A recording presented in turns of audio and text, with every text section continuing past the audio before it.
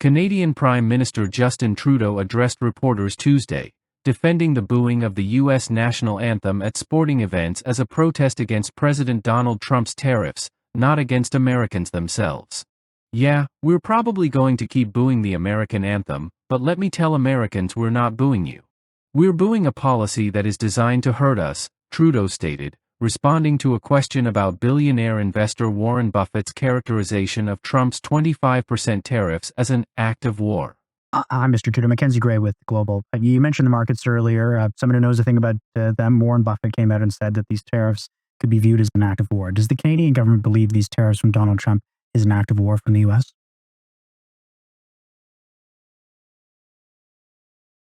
Canadians are not angry at the American people for this.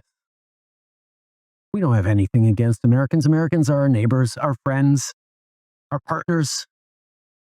We do things together. We've done things together for decades and generations. This is a policy decision by the American government designed to go after the Canadian economy. This is a trade war, yes. But Canadians are hurt.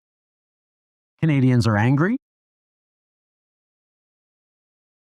We're going to choose to not go on vacation in Florida or Old Orchard Beach or wherever. We're going to choose to try to buy Canadian products and forego bourbon and other classic American products.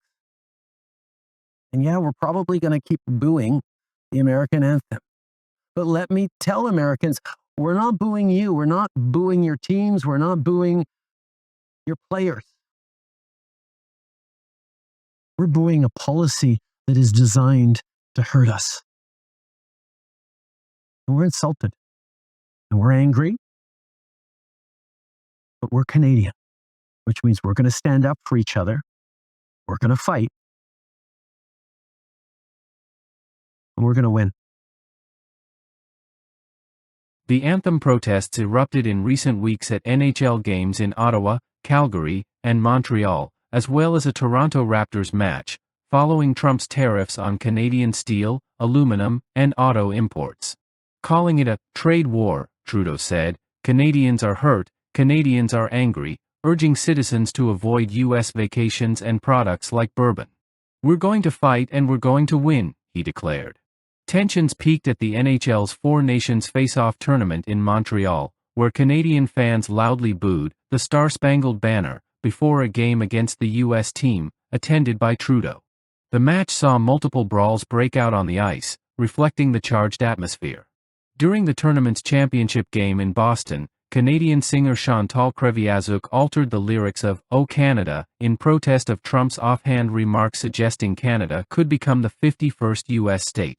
She later defended the move as artistic expression against perceived political overreach.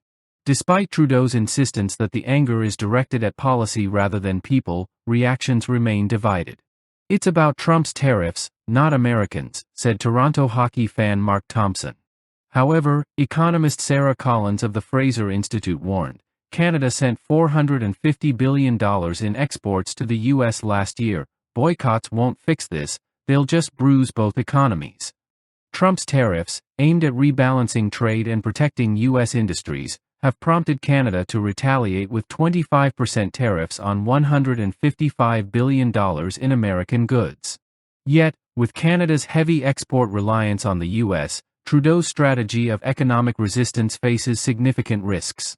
As anthem boos echo across Canadian arenas, the larger question remains, can Trudeau's defiance hold without further damaging economic ties?